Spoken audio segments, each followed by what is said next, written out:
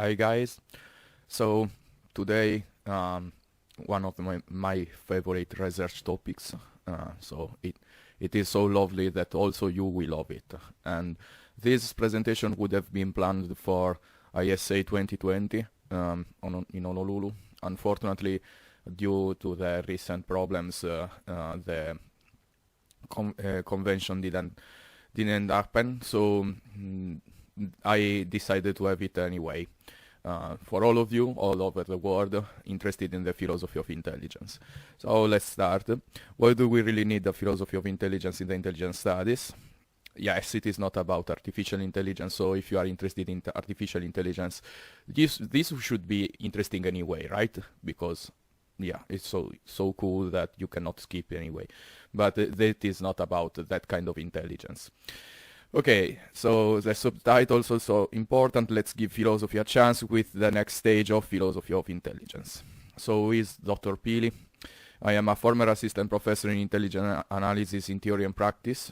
Okay, I am still a part of the organizational committee in the intelligence lab to plan research on intelligence. And I earned a PhD in philosophy and sciences of the mind, but it is quite at least 3 or 4 years that I am applied my my philosophical background to intelligence methods and intelligence studies as such, covering very different topics from intelligence theory, definition of intelligence, to also intelligence methods, but more recently.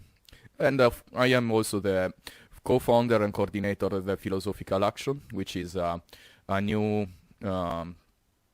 philosophical association active in Italy, and but not only limited to Italy. So part 1, introduction, very short introduction. So by the way, just for those of you that could be interested, there is an handout that can be easily found in my academia.edu page, so check it out. I will put a link below in the YouTube description, so have a look on it if you are interested to read the details. Interestingly enough, if you can see right from this starting slide, you will find all the propositions numbered with the logical connectives. All of them will be explained in the handout, so you can follow the logical argument step by step. Anyway, if you do not want to have a look on the logical technique I use to employ, just read the proposition and everything should be clear anyway. Okay, so let's start. The missing ingredient in the intelligence studies. Yes, exactly. Philosophy is the missing ingredient. In fact, even though theorizers proposed influential abstract conceptions of intelligence, a specific philosophical approach is missing. Why? To say what does this mean? So first, they missing a dedicated area of inquiring, and two, something comparable to a categorical collocation inside the intelligence studies as such. Okay, we will have a look on what is intelligence studies as such, and I hope that at the end of this presentation you will be with me that a lot of can be added. So 1.2, without this there is a no common development, but only good but sparse seminal works. I mean here not of course about intelligence studies as such, but about the philosophy inside of intelligence studies. So there are, I counted at least 30 different publications, not also books I should say, but mainly papers in peer-reviewed journals, mainly in the International Journal of Intelligence and Counterintelligence, and also in Intelligence and National Security, and also book chapters, for instance the Jennifer Sims 2013 chapter on the philosophy and theory of intelligence. But again, the problem is not that we do not have a philosophical studies, philosophical papers, whatever you want, inside the intelligence studies. The problem is in fact that the intelligence studies do not, at least at this moment, do not have a dedicated category for including a specific approach of a specific philosophical approach inside it. So that is the real issue. So as you can see, the introduction it was very short. So let's go immediately into the argument. So POI is philosophy of intelligence. Okay, an argument in defense of unnecessary development in the field of the intelligence theory. So where is it? This philosophy of intelligence. Philosophy of intelligence is not considered explicitly in the intelligence studies literature, as I argued already. So specific philosophical accounts of precise portions of intelligence are very broadly understood, or indeed considered and explored, as I already said. And interestingly, about what? Mainly epistemology, but I think the first category is about ethics. So for instance, the John Goldman's books and papers can be an example. Recently, Cyril Mand and Mark Fishen published a book on ethics of spying. I guess the title is that. But these are... John Goldman, for instance, is one of the leading scholars on intelligence, and it is currently the editor-in-chief of the International Journal of Intelligence and Counterintelligence, and he wrote extensively in the realm of ethics. So ethics is by far the most explored philosophical category in intelligence studies, but also, for instance, epistemology is also part of the intelligence studies literature, with several papers already published. The problem is, again, all the rest of philosophy is much less considered as even for political philosophy, which is quite strange, I should say, and or history of ideas, whatever you want. It is very sparse and very. I mean, there is no such thing as a branch, a category that unifies all the different intelligence research on philosophical research on intelligence. Okay, so what is the problem? These studies are not inscribed inside an explicit proper sub-branch of the intelligence studies as such, and a clear comparison can be drawn with the history of international relations. What I mean here is just that if you take international relations or history, and even if you compare only the quantity of the publication, the history of intelligence is already staggering. I mean, then the quantity, the dimension, the numerical dimension of this category is impressive. Also, international relations even much less, I should say, but still it is still relevant.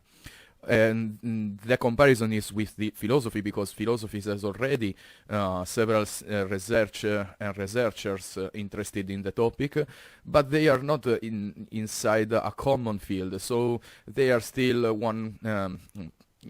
they are not united even in a common discussion, and this means that everybody does whatever they think it is the most interesting thing, without a careful maybe discussion of what was already done. This is again, intelligence studies is a recent new branch of humanities, or and we can debate where it should be collocated. But the main thing is that, again, we start from inside the intelligence studies. There are already well-established categories in which researchers can have found already a common ground to debate and to pursue an active development of the literature of the research, which is already considered. Instead, in philosophy, we are far from that. That is the point. So, POI today is not a landscape free from a case-to-case conception, and this is quite paradoxical if we consider that philosophy is indeed, in theory, at least as a common denominator for this kind of approach. The kind of approach that I think it would be beneficial for the intelligence studies is philosophy today is not a landscape free from a case-to-case conception. That is exactly what I try to say just a few seconds before, because we have just case-to-case conceptions, ad hoc situations, ad hoc philosophical studies, which is not what philosophy should be. I mean, in theory, philosophy is exactly the opposite, according to many philosophers at least. And also, practically speaking, when we look to analytic philosophy, we find many different categories. All of them are very coherent, very consistent, and definitely not free from a case-to-case conception. So curiously, for its very nature, philosophy does not find a common collocation inside the intelligent studies. I sometimes I laugh, but I mean, I'm serious when I say these kind of things. So, philosophical accounts of intelligence are indeed sparse and don't constitute an homogeneous group of studies, in fact. But this is an important interesting point to keep in mind. It is remarkable that the number of philosophical studies is growing in the recent time, I mean last 5 years.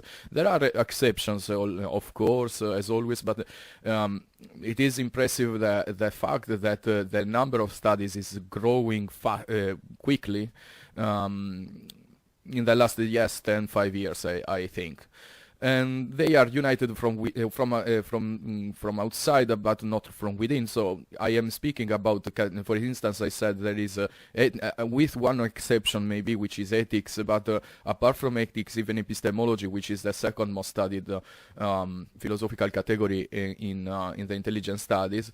That is, I mean, I am uniting these studies from without, because there is no such thing as epistemology of intelligence as it is to, I mean, as it can be also considered ethics, because inside the ethical category we found researchers that in fact share a common dialogue inside the discipline. So we can conclude that the philosophy of intelligence today is not a landscape free from a case-to-case conception. Again, just to hammer to the point, the main point. So the good questions then should be, okay, you, John, convinced us that there should be such thing as a philosophy of intelligence, but where should we put it? Inside the already lit, we should have something new, completely a new category, or we can put it inside an old one. My idea is that there is I know at least 3, 4, maybe 5 different studies which consider which give a taxonomy and a starting point for an ontology, maybe. By the way, a partition of the intelligence studies as such.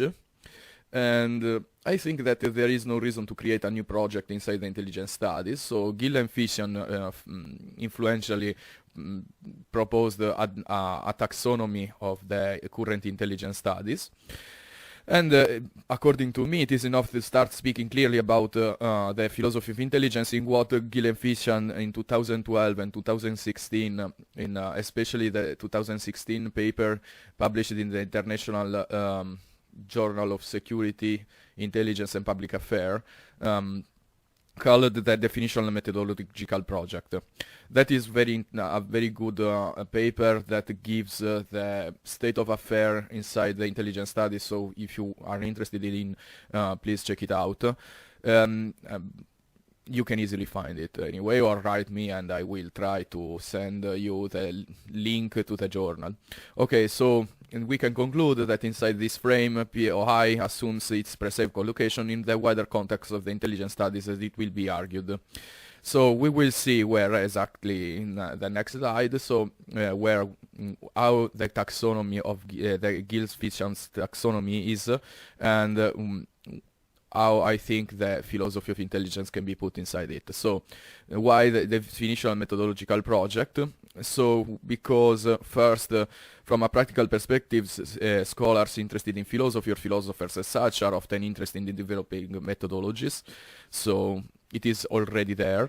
Also, there are already scholars, intelligent scholars with maybe a philosophical background that already write applied philosophy suited for the intelligence profession. For instance, Noel Hendrickson recent book published in 2018 can be a very good and compelling example of this kind of research. But that is not only about methodologies, because, for instance, studying how to improve for instance, philosophy can be interesting for studying how to improve the theories already existing, or also exploring the philosophical good practices already existing, but not also methodologies, but not necessarily only methodologies. And this I dedicate an entire paragraph in my paper, in the future paper. The draft already considered this part. By the way, this presentation is just half of what I present in the paper, so if you are interested in write me, it is easy to find my contacts, so write me, and I will try to send the draft of the paper if you want to have a look more on this point. And finally, coming back to the presentation, also not already considered in intelligence. So bringing, for instance, philosophical conundrums inside the intelligence literature. As I will present just one in this presentation at the end, but you can, in my first paper in an international journal in 2018, Epistemology and Intelligence, I considered I don't know how many, but many open philosophical conundrums to be solved forever. And improve on also on practical sides of intelligence profession, and of course in the intelligence theory. So this let's have a look on this taxonomy, the intelligence studies. International intelligence studies. Why international? Because of course, as I put on the right, national intelligence studies literatures, there are many as the country states exist on Earth, so to speak. So I am focusing here only in the international intelligence studies. Okay. Again, it is a relatively new scientific enterprise. So I think this is just the beginning. I mean, there will be even further classification in the years to come. But this is I grounded this taxonomy on 4 different studies. So as you can they already quoted Peter Gill and Mark Fishan's projects in their 2 papers already considered. Instead, the key questions, so reasons for intelligent failures, optimal structure of intelligence, of course, intelligence and ethics, relationship intelligence state democracy, nature of politicizations, were all considered in the Mark Fishan proposal in interview in the Locke Johnson Shelton paper published in 2013. A very interesting paper for those of you interested in the general meta-conception of the international intelligence studies. Okay, and instead the subcategories, research history, definition, memoirs, applying social sciences, civil liberties, investigative journalism, and popular cultures are taken from the Wesley work, early taxonomy of the intelligence studies, so in 1993. I mean, already 30 years ago. The project the Peter Gill, Mark Fishan projects were basically a categorization, a different categorization of the same Wesley work categories, more or less. What are these 4 projects? So research historical project, the definitional and methodological project, organizational and functional project, and governance and policy. Okay, my argument in a different paper in Italian intelligence studies literature, a paper that is not published yet, but I hope that it will be soon. So research historical, these 4 categories, okay, are I propose to consider that instead of these four categories, the sub-branches can be still the eight considered by Wesley work, as far as I think that they can be part of all of the four, because after all, governance and policy have a sub-branch as research, of course history, its definition, and the memoirs, and so on and so forth. So my conception, maybe I'm wrong, but at least it's something to stay in the same page. So the intelligence studies can be divided in key questions, projects, and the national intelligence literatures, and the projects are the four considered by Gill and Fisher, and with the eight sub-branches. So the question is, okay, where should be taught in the philosophy of intelligence? Okay, my proposal is that philosophy of intelligence, unfortunately, I don't know why, but X-Mind, for once, it was for the first time, it was unable to do the best possible job. It is an amazing program. I always suggest it is an open source, so completely free, at least in the basic. But anyway, so the biggest area, as you can see, is where philosophy can be really applied. Of course, historical research is about history, about facts, about explanation, so it's not about philosophy, I guess. But instead, philosophy can have an impact on both the definitional methodological project and also organizational functional. After all, as I argued in the paper, especially the functional organizational can be importantly analyzed by both social ontology, applied ontology, and social epistemology. And those three, at least even just those three, can be three categories can be important to improve the organizational functional side of intelligence. Instead, of course, in the pure realm of the ivory towers, let's say, the definitional project, I argued in a paper recently published, in August 2019, toward a philosophical definition of intelligence, a definition of intelligence as such, and of course other pure not I believe that if theory is theory, it works in practice without it is just a matter of abstract conceptions, but if something is important, it's important in theory because it has an application, an impact in reality. So to say that it's something that works in theory, it means that it's something that works in practice,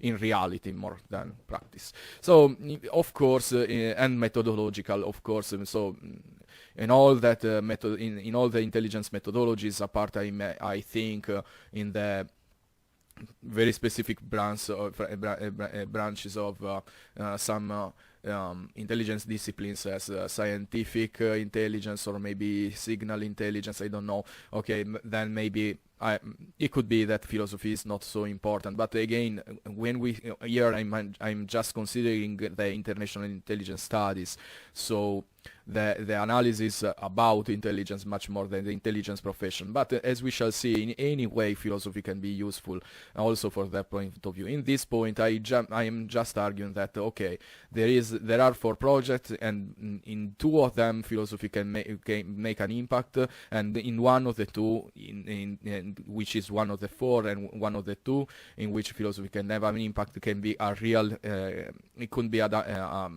really a breakthrough in the discipline. So a normative enterprise by nature, philosophical works area. Okay, philosophy is about normative theories whose goal philosophy primary goal is to evaluate whether a set of practice is good or not from its own perspective. So even just focusing on this point of view, philosophy has the potential at least to epistemically judge what is already present from at least from a normative perspective, but in this sense to evaluate how things are working, if they are efficient or not, from for instance considering that they have to, for instance, set the stage for creating the truth, the knowledge about, of course, knowledge is always about truth. So how knowledge can be formulated and then spread inside and outside the intelligence community, for instance. So that is to say that the goal of philosophy is to judge what works and what it must be changed and why. So of course, in philosophy is always is about always giving reasons. So it is not something. Philosophy is by its very nature transparent. If philosophy is not transparent, according to me, is not even philosophy. So philosophy taken seriously, two directions. So 2.11 philosophy is suited to be part of that category of the intelligence studies literature, and it must be taken seriously in this respect in both directions. What the two directions are: enlightening the theoretical aspects of the intelligence studies, so interesting for scholars mainly, but not necessarily mainly for them. I mean, I already know many practitioners that want to be reassured about their own techniques, their own perspectives, and philosophy can do that. So, and the second one is improving the best practices available inside the intelligence process. Okay, just two possible directions, because here this is all about the grounding of the of the importance of the philosophy for the intelligence studies. So if there is at least one way in which philosophy can be part of the intelligence studies, it should be part of the intelligence studies. So it is a Kantian argument, classic Kantian, if it is possible, then it is our duty. Yeah, exactly. So that is the idea. If there is even more than one possible direction in which philosophy can have an impact, then we should think about it anyway seriously. So part 2, the twofold argument for a POI needed to be considered. Part 3, sorry. So the real questions to be addressed. The twofold argument for a POI needed to be considered. That is the problem. What do we really need? Why do we really need a philosophy of intelligence? Yeah, I mean, as a scholar, you should say that is because it is. I mean, it is important because it is important. And as far as I am interested in philosophy of intelligence, therefore, it is interesting. Full stop. I think that that this question is crucial. It is crucial for both academics and also for practitioners. And as we shall see, they have quite a different perspective and expectation toward philosophy. Okay. So according to me, this is the real crucial question. It's not something that we say we are theorizers, so we are here in the super ivory tower, which is even more so as far as right now I am in my house closed for 3 weeks due to the recent pandemic. So the right place to speak about ivory towers, after all. By the way, so the practitioner, and the point is that instead I believe that this is the crucial question. So if we, as I try to be a philosopher and a researcher and especially a researcher on intelligence studies, and even I used to apply all my knowledge for practical reasons as well. So for my point of view, if I am not able to give an answer to this fundamental question, I am not philosophy should not be taken seriously according to me, and I should not be taken seriously also. So the idea here is that the problem is that the practitioners and scholars have two different conceptions of what they need in this respect. So if we interpret the need in two different ways, we have two different questions, of course. So for instance, for the practitioner, the question is, why should POI be practically interesting, not theoretically interesting, but really practically interesting? But let's start from the scholar's concern.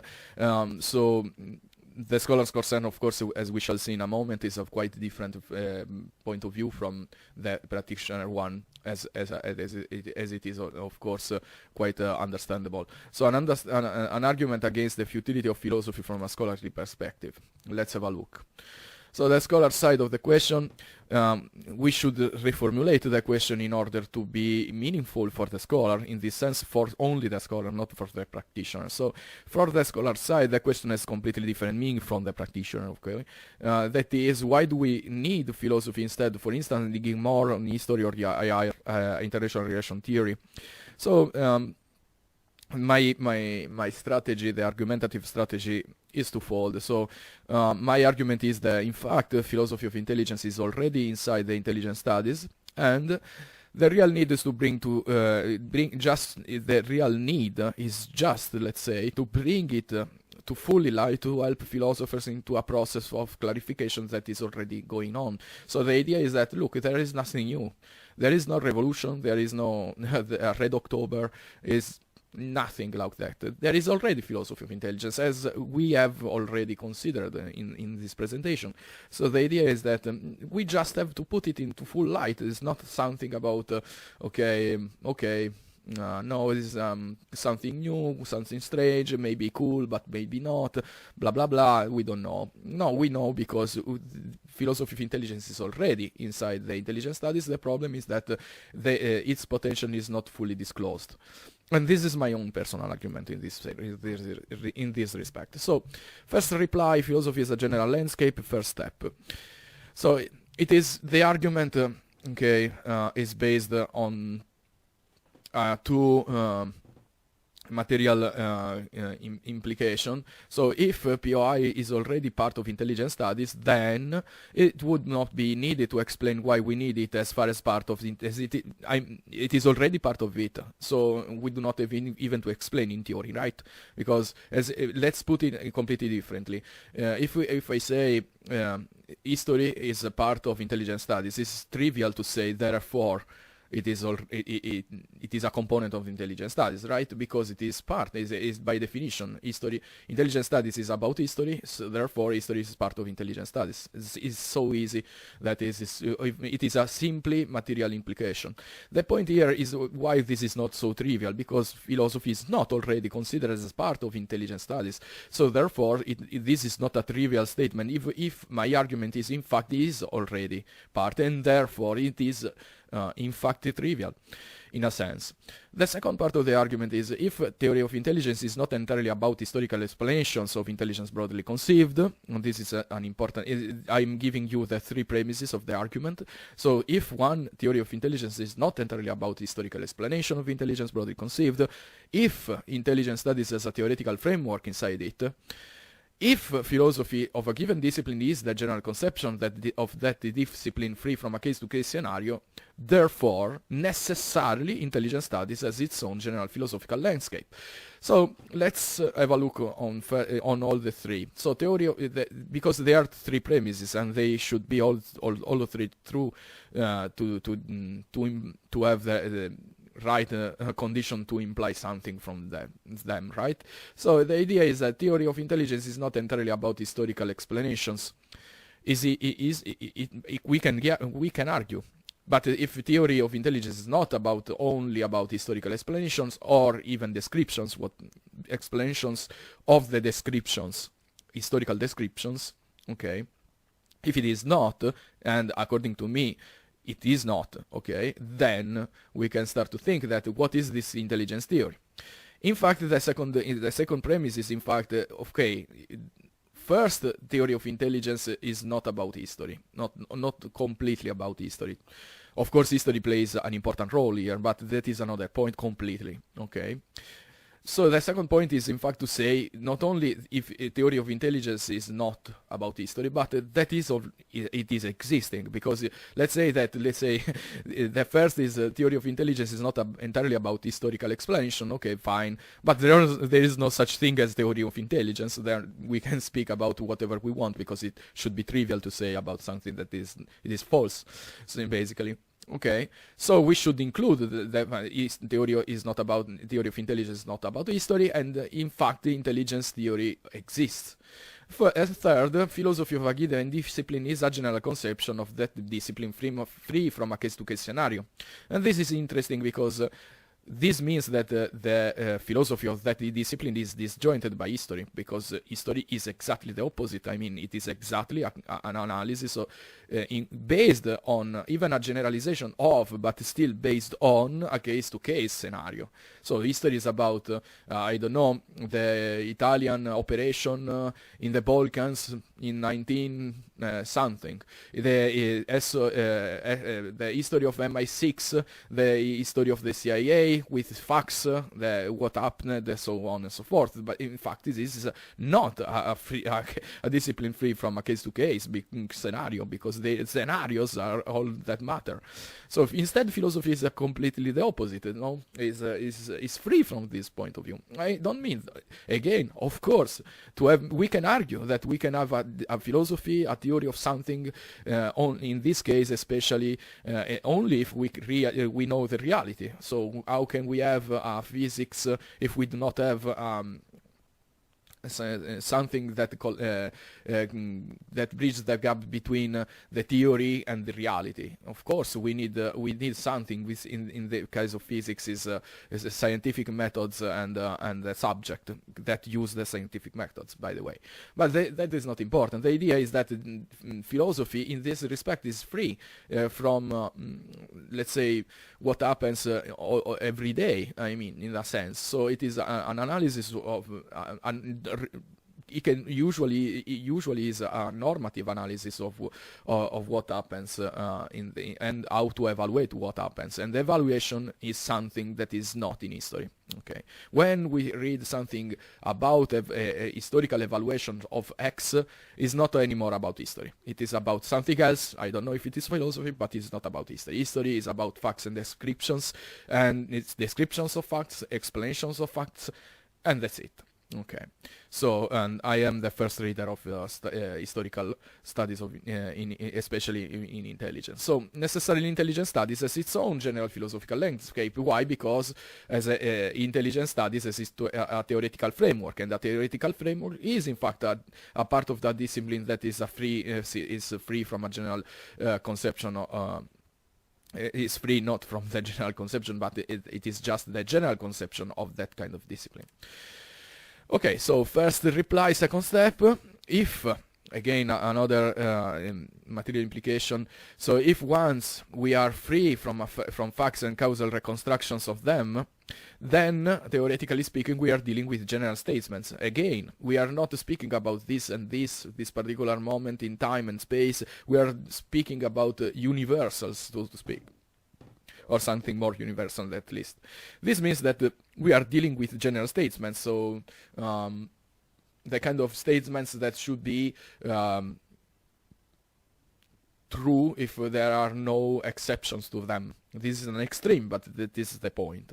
If these general statements are organized consistently, this is an important point, then we can conclude that we have a theory whose meaning is in function of what those statements are able to fix in terms of sense, data, and the portion of reality that they are able to capture. So, okay, we take a breath, as usual in my presentation. Sometimes we have to take a breath. So, what is the idea here? So, once we are free from facts and causal reconstructions, as already considered, then we enter. What are we talking about? We are expressing general statements that are not can be true or false, of course, or valid or invalid. That is a different thing. I think that it's better to think that they are valid or invalid. By the way, so the point is that first we are dealing with general statements that are not about that fact, but about general structures of what? Something about reality. Okay, so reality is the object of these general statements, not that particular piece of reality. That is the point, the important point. It's about their reality in a general conception of it. At the same time, these general statements are not just things that one say once and for all. I mean, one by one. They have, let's take the Euclidean geometrical theates. There are premises, there are definitions, and then there are theorems. derived through logical laws, right? So this is exactly the point. The generals also, if we take just one axiom by one, they do not make any sense. They make sense, but they are not very interesting, right? The definition of what is an infinite line, I don't know, a segment, whatever you want. That is, take one by one. That is really something that's not very interesting. Geometry is about the organization of those general statements and definitions, and the organization, a consistent organization. So it's not just putting something inside a set. It's giving an order to the things, a characterization of them, and then start to draw conclusions from them, the conclusions of the theorems. So all of this should ground the idea that we have a theory whose meaning is in function. What is so once we have all these beautiful things, general statements organized consistently, what do we get? What do we get? We get a picture of reality, a real picture of reality as such, I mean. So, and the idea is that this picture of the reality is not something, an abstract painting. Is in fact the power of a system like that is in fact completely in function with the ability to fix in terms, in words, in expression, in propositions, the set of data, and that means that the census data are translated in a picture of a portion of reality. So the more sense data are collected and expressed in general statements organized consistently, the more we are able to fix portions of reality. And knowing these portions of reality without history in this respect is a general conception. Is not about what happens right now or in that past. It's about a general capturing the general laws of that kind of understanding of reality.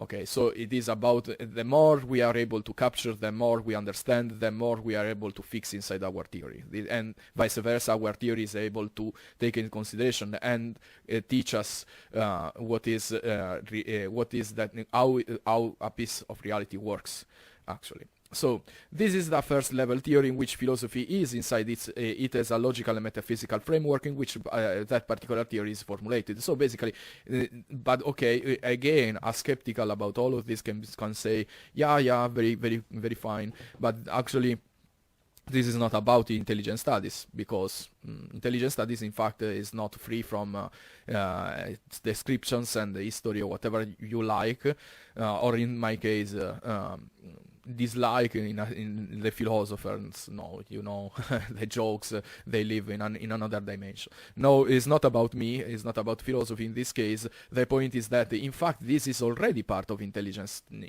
studies, because when we do theory and we leave the sense data collected by the historical accounts, that is so why history is so important as far as intelligence is concerned. But again, once we leave the mothership of history, we start to think about general statements, and then we start to organize consistently, and then that is philosophy. That is not already history or even functional analysis of intelligence. This is about theory, and in that respect, understanding the reality out there through these tools, this is philosophy, and it is pure philosophy, I mean. First reply, philosophy is a general landscape. Second step. So this is a first level theory again. Inside how I mean, basically philosophy, how it works in this proposal. I mean, as I argued, is not in my proposal, but actually how it is already in intelligence studies is it works as it is the logical and metaphysical component in which we construct the intelligence theories. Even if the theorizers were not fully aware of it, after all, to write about philosophical statements, or to write or to think about theories, that is not something that is just about philosophy. Everybody in ordinary life do their own philosophical considerations and analysis for, they do not do just for their, profession, but after all, we cannot live without thinking about our place in the universe, so to speak. So in that respect, when we finally arrive to that kind of arguments, that kind of statements, there we start just to be philosophers in that sense. So when we draw metaphysical frameworks and we start to, sorry for that, when we start to draw conclusions from that particular metaphysical framework, we are in the realm of philosophy. So, as I said, philosophy is already deeply inside the intelligence theory. And so, the question is, so in practice, what does this mean practically? So, if, let's say, I convince you, and you say, okay, great, but I want to do some philosophical analysis on intelligence, what should I do? Actually, okay, apart from generalizing, stating something very abstract, but that captures a piece of reality through sense data and so on. So, yeah, there is something concrete that should be done.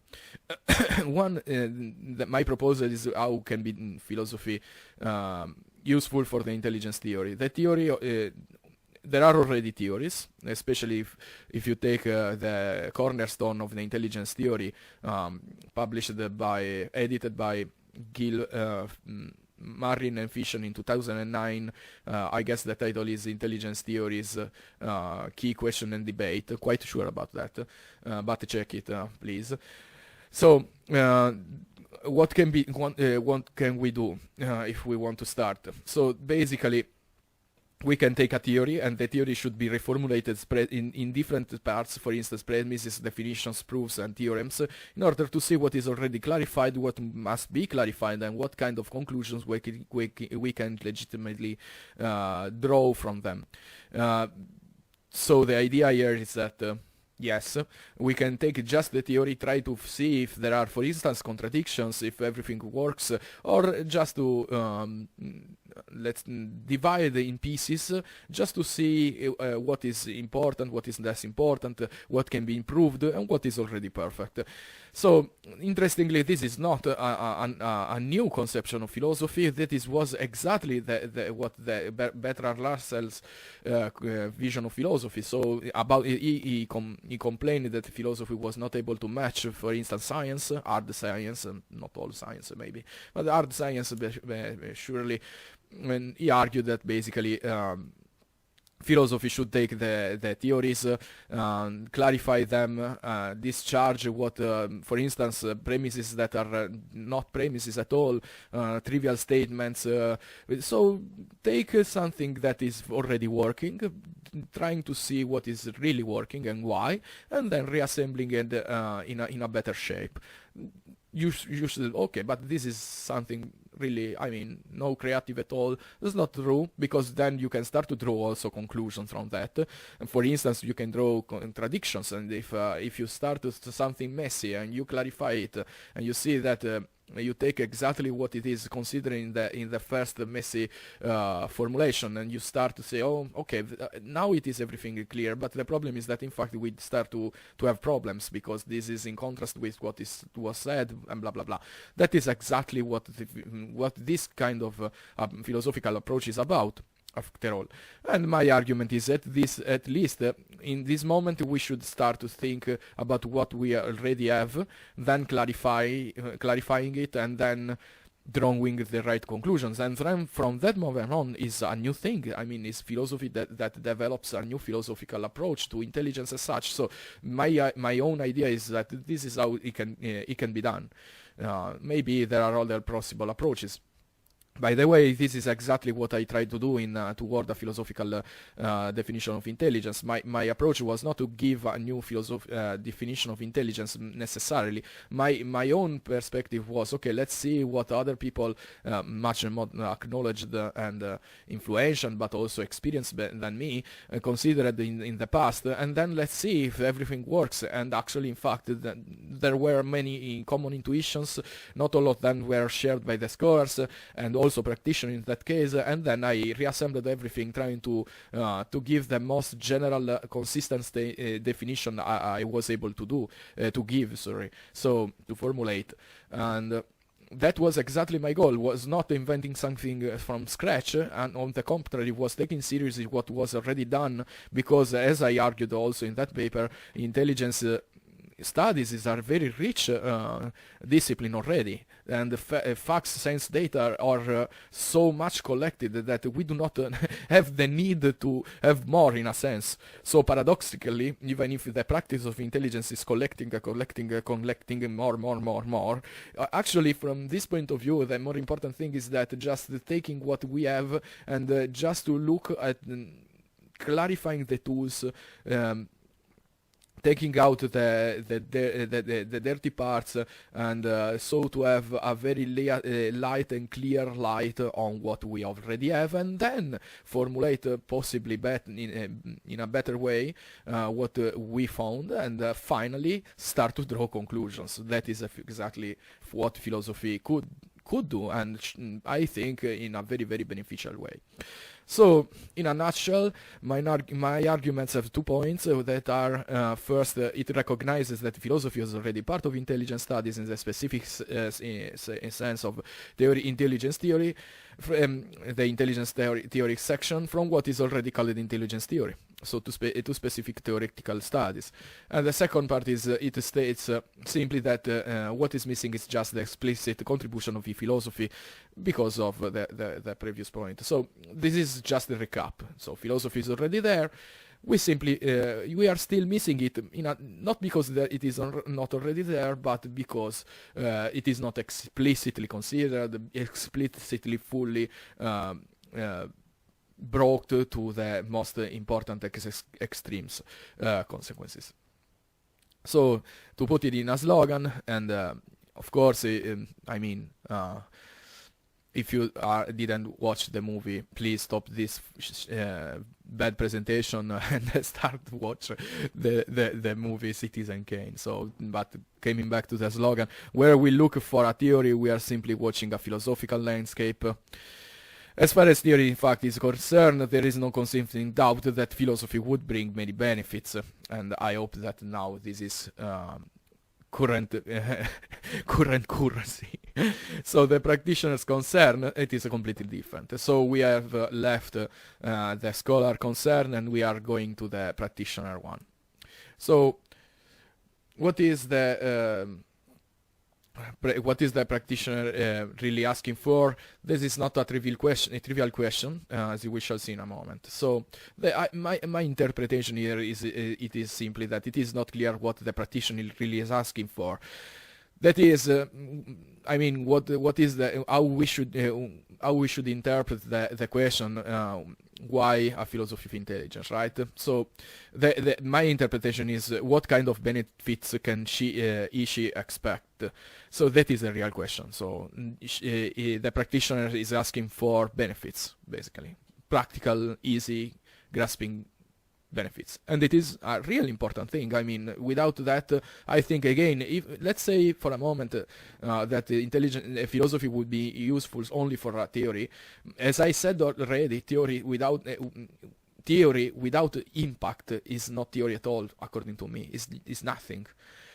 So therefore, my conclusion should be immediately, okay, if we already said that philosophy is in fact important for a theoretical point of view, therefore philosophy is important, full stop. Otherwise I would be contradicting myself, and I do not like to contradict myself, in a sense, logically speaking.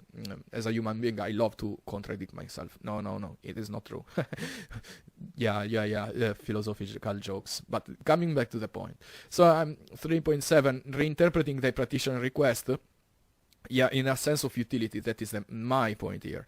So, and again, to restate the point, is that practitioner would like to increase his efficiency, minimizing the costs.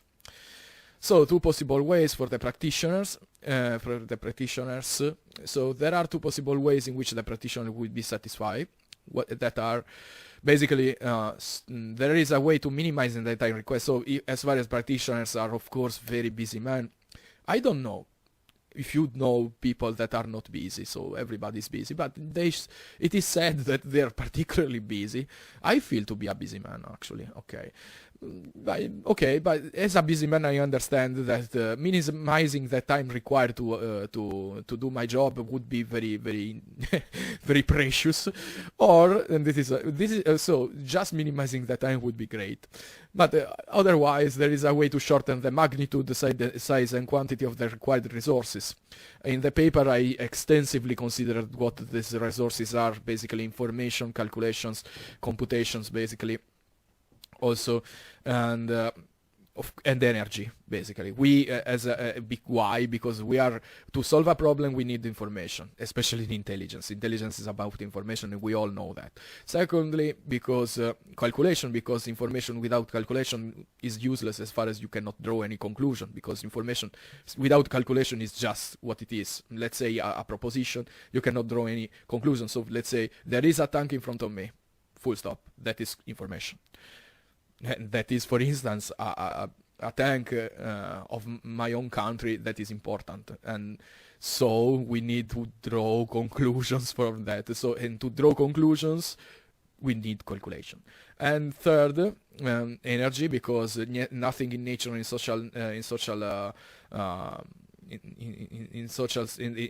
something about people is free, and basically everything has a price to be paid, and that price is mainly energy. After all, we all work because we need energy, which is biochemical energy in this respect. So otherwise we do not do anything, of course. So again, information, computation, and energy and time are the four main resources that we would like to basically to shorten. We would like to shorten their magnitude, because the less energy is required, the less information maybe is required, so that less time is required also. So basically everybody's happy. So of course, 3.2, shortening the magnitude of the resources or minimizing the time required to solve a problem are not two different mutually exclusive goals, and instead I would say that there are two ways to define the same problem, by the way. But doesn't matter so much. The point is that we would like to achieve, the practitioner would like to have this kind of achievement, so to speak. So he would be satisfied from one of the two. So of course, the practitioner's utility ideal would be to solve the problem minimizing both the equation components, time and resources, as I said. So another formulation of the problem. Yeah, oh no, again, I'm doing it again. So another formulation is the practitioner asking for a simplification of his or her own ordinary work, or she is asking for a solution of intelligence as collective enterprises? So let's go back for a second. Okay. So because we can ask, okay, the practitioner would like to minimize the time, but I mean for let's say for all the time can be minimized. Let's say if the group in which he is working, the team with which he is working, minimizes the time. In this respect, it would be trivial to say that he also would be minimizing the time. It is not so trivial, actually. I see the point, but yeah, it would be sufficient for him. Maybe let's say, okay, when I work alone on my desk, okay, I cannot minimize the time, but maybe when I work in teams. And intelligence is about, of course, it's a group agent activities, as I argued elsewhere. So basically, it's always about working in organizations, institutions, which are basically a group of people, right? So, of course. So this is not something not important, because if he can ask from two different points of view the same requirement, basically minimizing time and resources, the practitioner can ask that philosophy could be useful from both perspectives or just from one of the two, for instance. So of course, both of the perspectives are compatible with the starting question about the utility of philosophy of intelligence, practically speaking. Absolutely, as I said. Of course, minimizing okay, let's see immediately. So we can draw the immediate conclusion that 4 different practitioners' requests are already there. What are they? So because okay, I used to give all the possibilities when I can, I mean when there are no so many. So there are 4 different possible practitioner requests already considered. So starting from just asking the question what it is for, this strange thing as philosophy of intelligence, we arrive to 4 different requirements or requests, of course, for the utility of intelligence in a practical perspective, that are minimizing time individually, minimizing resources, and ideally both mean time, for an individual standpoint. Okay, or instead minimizing time, in this the missing word is institutionally, socially, whatever you want, minimizing resources, and really again both with time, from a group perspective standpoint. Of course, again, all of the 4 are not mutually exclusive. You can want the ideal is to have all of the 4. As it is clear, right? I would like to minimize the time individually to save time and to work less. Okay, because we are all lazy. I work hard, and I consider myself as a super hard worker.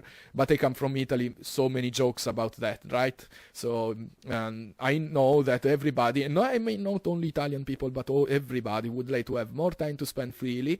That is not not on the job, and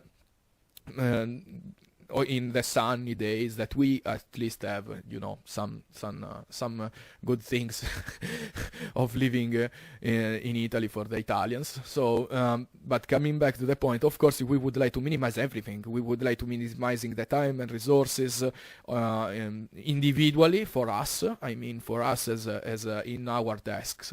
Instead, minimizing the time, the resources as a group, in a team. So we would like that I have immediately what I need from my colleague, and he would like the same with another colleague, and our chief would like the same from all of us, and so on and so forth. So the question would be, wonder what of the 4 conditions should the practitioners be satisfied to have a POI?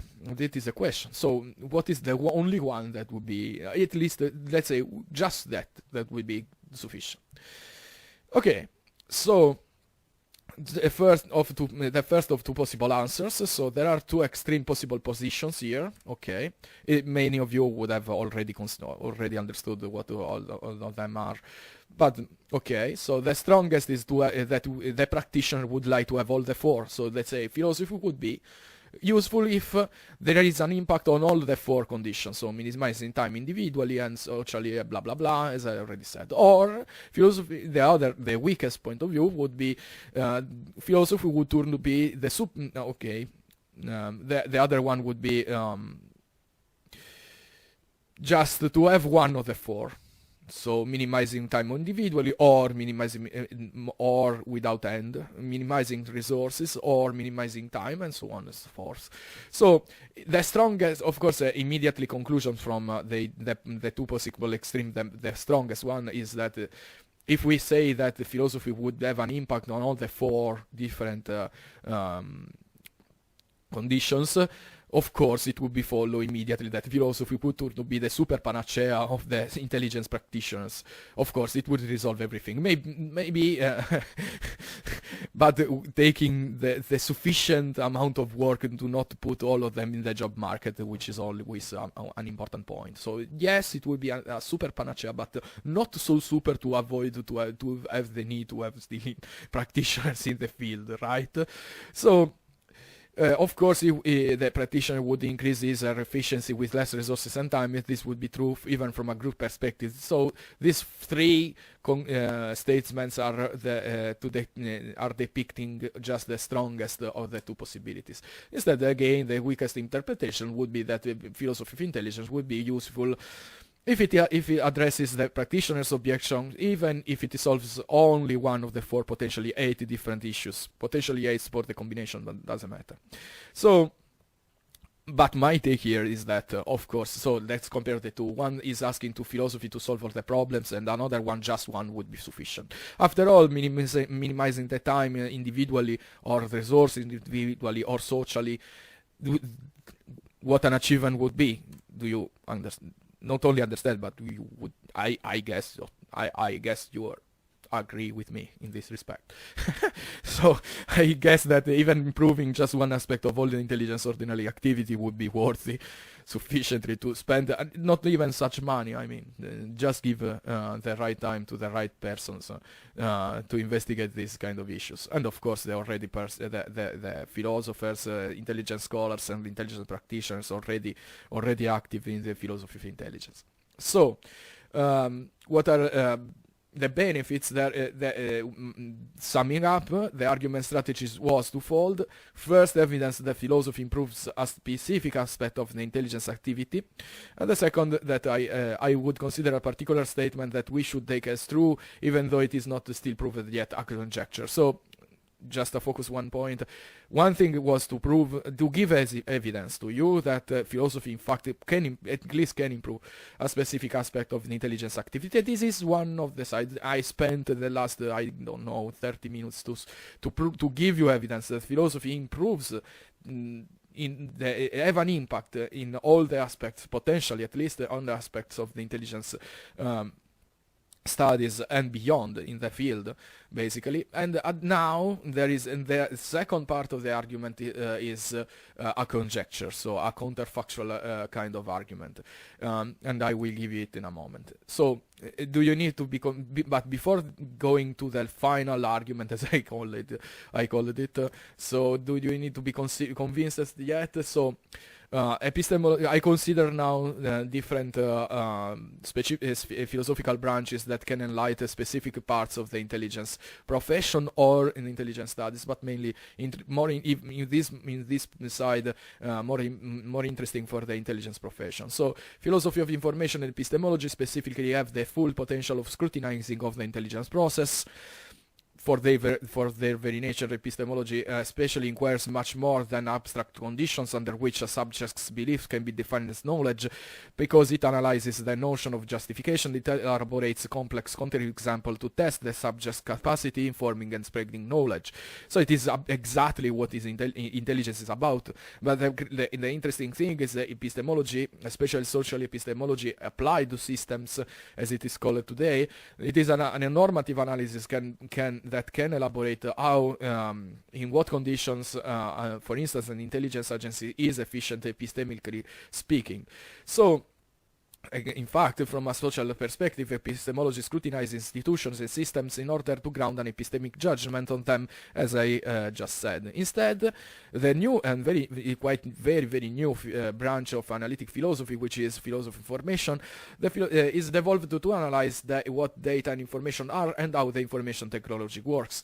And we can think even to couple with applied ontology, especially ontologies as it is conceived by Berrim Smith, for instance, and this can bring to full light what information is all about, how it can be stored efficiently, how the information artifacts work, and I am working on this specifically. So combined together, philosophy of information and epistemology have the potential to analyze and scrutinize all the different stages of the intelligence process. Coming to ontology and metaphysics, you can say, oh my god, no, these bad words, this is magic, dark, the dark side of magic, we don't want to know anything about that. But instead, several branches of metaphysics can improve our general understanding of what intelligence agencies actually. So, for instance, social ontology investigates the nature of structure of plural subjects, so group agents, and applied ontology, as already recalled, defined as a system, which is defined as a systematic organization system, would allow a stronger and more efficient information sharing, and it is indeed a developed branch of the intelligence community. This is completely.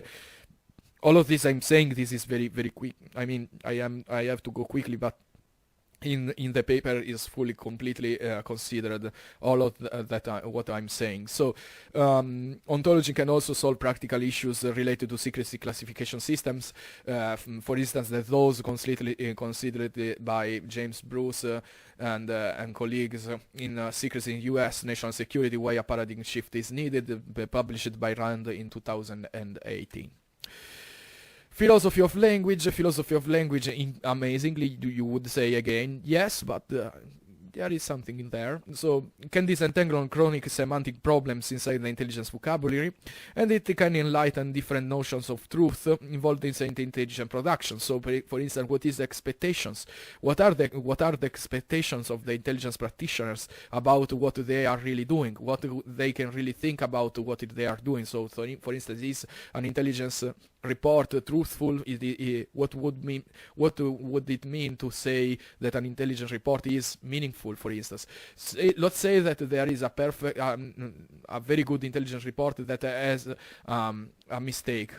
So just one proposition is false. Should it be ruled out as meaningless? I think not, but in theory we should think about that. In theory, something like that should be no. There is just one false statement, so in theory should the entire intelligence report is implies everything, because in logics from one's falsehood follows everything in theory, no? So but the question here is an even trickier one. I fully considered it on the paper. That is, let's say that I draw the conclusion that a war is coming because I consider that a general is shaving his changes his I don't know, his hair, is cutting his hair, and then I saw that in the past all the military campaigns started when the general simply cut his hair, and then I say, okay, this is my I analyze again. I see that there is this connection, and I write a report where I say there will be a new campaign, military campaign in the next season, because today the general is cutting his hair. Of course, I hope that you all agree that this is meaningless, even if, let's say, if it is true that then finally in fact the military campaign starts. But that is not the kind of thing that we would like to have in an meaningful intelligence product.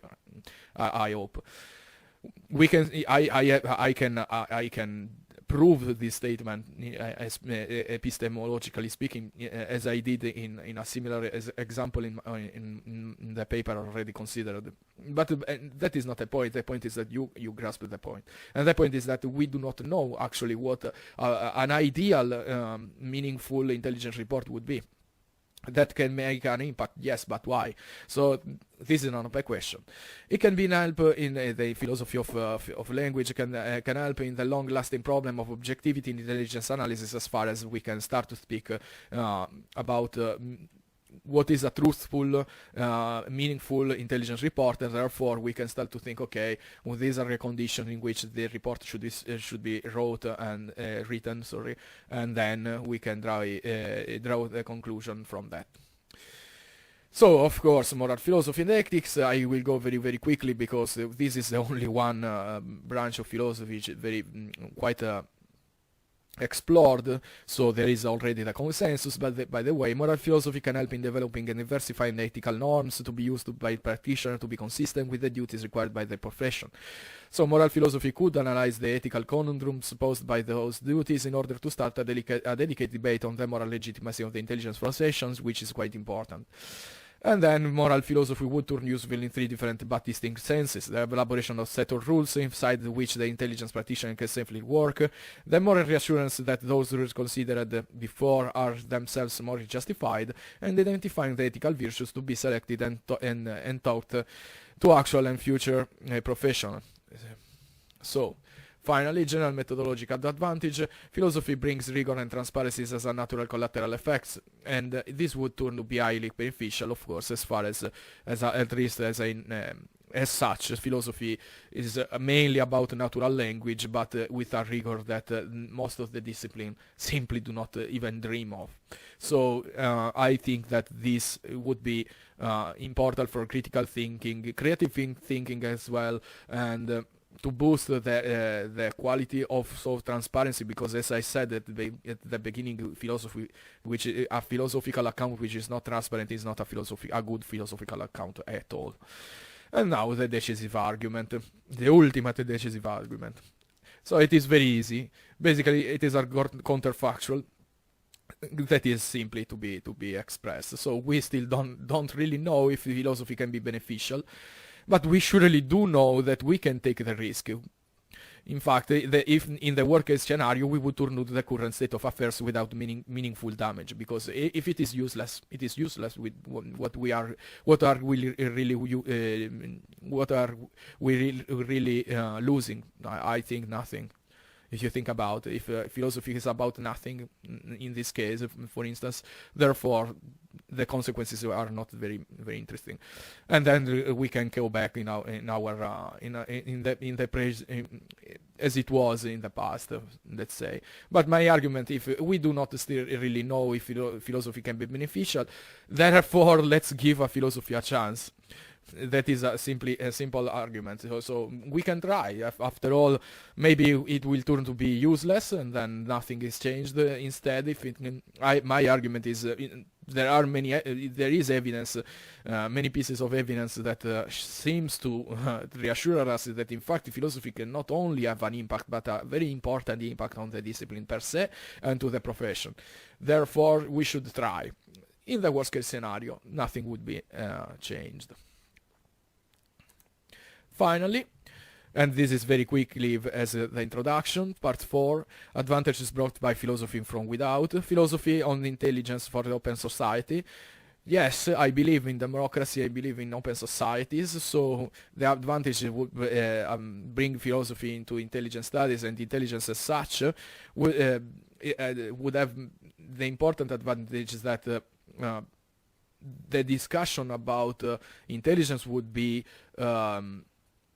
finally fully disclosed, even from that point of view, and there are many important points of view that should be clarified for the open society and for the democratic society especially.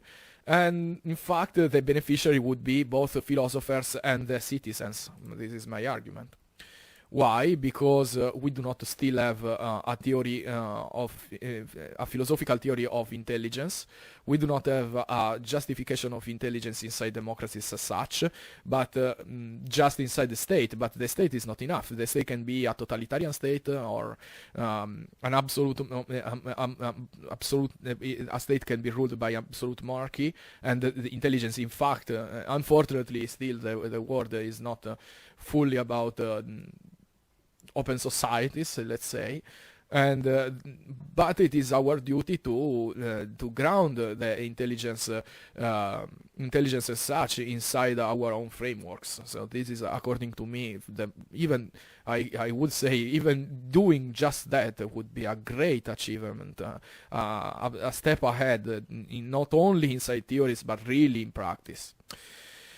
So an example already formulated is so the other side is philosophers that would start to think about real problems that would be useful also for the intelligence profession, and I present you just an example. So in World War I, General Allenby, of course this is a Sherman, this is a World War II, but you will see why I'm stating why I choose this nice, very nice decoy picture. So in World War II, General Allenby built an entire first camp to deceive the Ottoman army. So let's take us as an Ottoman soldier. Allenby puts together real soldiers and fake soldiers to confuse the enemy. If S is a soldier, G in the Allenby camp, if S forms the belief there is a soldier in the enemy's camp, then does S know? So the question here is, let's say that you are a soldier and you are the Ottoman soldier. You go near to the Allenby's camp and you see a soldier. Can you see? Can you really know that there is a soldier in front of you or not? Let's say. In the right condition, you cannot say that you know, even if there is a real soldier there in front of you. Why? Because this is a classic epistemological conundrum considered extensively in epistemology.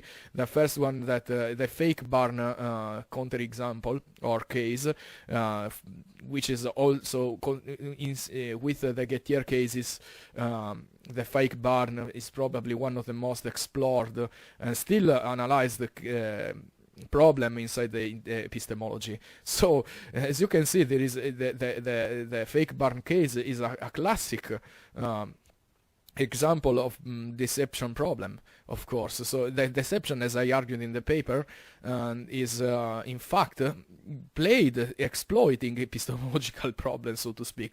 But if the problem is that the philosophers do not speak to intelligence sufficiently, maybe, or anyway consider only from a theoretical point of view, I mean, this could be very interesting to bridge the gap between the two disciplines, because this is one of the most studied cases in all the epistemology, and this is just one. I consider many more of them, but where? Here, so check it out. Okay, so that was the one of examples. So, but here again, I consider that even limiting our interest to the theory of democracy, actually there is no philosophical debate on how to collocate and possibly justify the intelligence inside democracy. And I mean, this is an important problem for a philosopher, politically, for a philosophical political theory. I mean, this would be very important, especially in the debate of the epistemology of democracy, which is a way to justify democracy from the democracy efficiency from because it seems that it is more efficient in creating and spreading knowledge. This is even not a new argument, but this is renewed to find a way to justify democracy. The interesting thing is that even in epistemological account of democracy, there is no discussion of intelligence, which is quite remarkable if you think about that, right?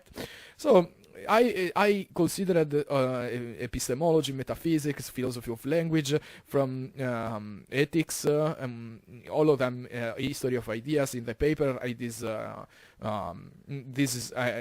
You should invite me to speak about all of these great things. So this is why I'm not putting here. I mean, I'm joking, but yeah, if you want to invite me to speak everywhere, I would be happy to. Especially right now in my ivory tower with the internet connection. Very, very, very nice. By the way. So, but coming back, so this is just enough for the paper here, but this is the most important part of it, because I believe that to prove that philosophy can be beneficial is the most important thing from both a scholarly perspective and practitioner perspective. So again, I'm hammering the point. If philosophy can really make the difference, it should be not thought as a revolution instead, but just a logical way to go on in improving an already very lively and very interesting research, which is the intelligence studies, which is really what I really care more in this moment. So I hope that everything is clear, and we like it or not, but when we speak about intelligence, we speak about philosophy. Let's give philosophy a chance. And with this, I thank you, and please feel free to join me and to follow me or to write me if you are interested. I would be very, very happy to share with you my thoughts, or if you have any request from bibliography. I have collected 110 bibliographical items on this project. If you want to have them, if you want to have clarifications, insights, or even just a discussion, please feel free to write me. And so with this,